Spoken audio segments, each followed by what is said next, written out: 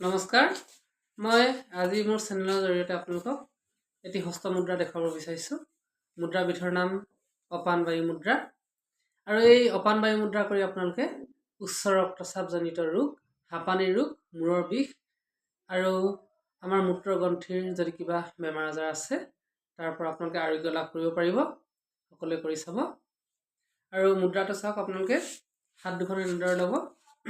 এইটো চাওক, তৰ্জনী মধ্যমা আঙুলি আৰু অনামিকা আঙুলি বুঢ়া আঙুলিত জইন কৰাব। আৰু যি তৰ্জনী আছে বুঢ়া আঙুলিৰ গুৰিত একেবাৰে অকণমান হেঁচা দিব। এই মুদ্ৰাটো আপোনালোকে এইটো যিটো ল'লে তাক আঁঠুত থ'ব। হাত দুখন পোনকৈ পোনকৈ থ'ব। এনেদৰে আঁঠুত থৈ হাত দুখন ফিট কৰি দিব। এনেদৰে থৈ আপোনালোকে ধ্যান কৰিব পাৰে, নতুবা চকুকেইটা মুদি তেনেকৈও ল'ব পাৰে। আৰু এই মুদ্ৰা আপোনালোকে যদি খালী পেটত কৰে তেতিয়া ইয়াৰ বেনিফিটছ যি লাভ আপোনালোকে বেছিকৈ লাভ কৰিব। সকলোৱে কৰক, সকলোৱে ভালে থাকক।